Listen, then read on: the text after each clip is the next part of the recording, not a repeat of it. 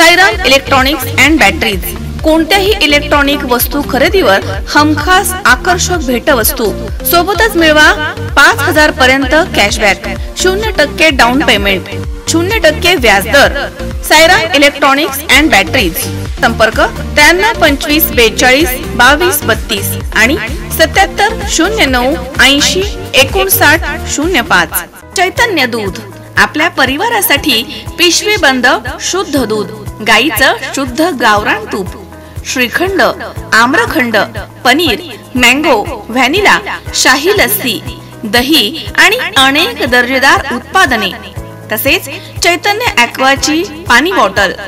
हॉटेलमध्ये जेवणासाठी आलेल्या देवळाली प्रवरामधील 29 वर्षीय तरुणाचा अज्ञात कारणानं दुर्दैवी असा मृत्यू झालाय। 13 जून रोजी रात्रीच्या दरम्यान राहुरी फॅक्टरी परिसरामध्ये ही घटना घडली आहे। या घटनेनं सर्वत्र हळहळ व्यक्त होतीये।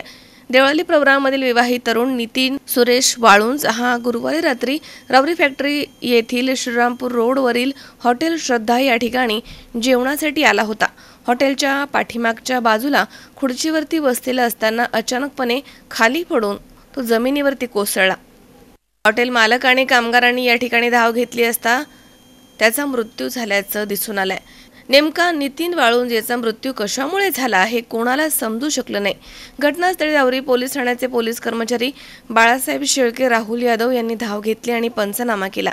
घटनास्थळी देवळाली प्रवरा व्यापारी संघटनेचे अध्यक्ष सतीश वाळुंज, माजी नगरसेवक आदिनाथ कराळे, भाजप शहराध्यक्ष वसंत कदम यांनी मदत कार्य केलंय।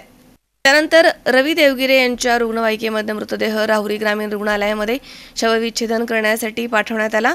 दरम्यान शुक्रवारी सकाळी शवविच्छेदन करण्यात येऊन देवळाली प्रवरामध्ये दुपारी शोकाकुल वातावरणात अंत्यसंस्कार करण्यात आलेत। शवविच्छेदन अहवालानंतर नितीन वाळुंज यांच्या मृत्यूचं कारण समोर येणार आहे। याबाबतीत राहुरी पोलीस ठाण्यामध्ये अकस्मात मृत्यूची नोंद करण्यात आली आहे। या घटनेनं सर्वत्र हळहळ व्यक्त होतीये। श्रीकांत जाधव सह कॅमेरामन ऋषी राऊत, सी 24 तास, देवळाली प्रवरा।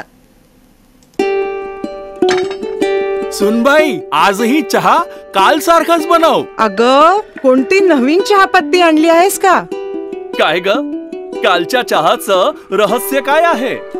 प्रत्येक चांगल्या चहासाठी आवश्यक आहे राजहंस दूध। चहापत्ती तीच, फक्त दूध नवीन। आणि माझ्या चहाला मिळाला सुंदर रंग आणि स्वाद। तुम्ही फक्त दूध बदला, राजहंस दूध आणा आणि असा मस्त चहा बनवा।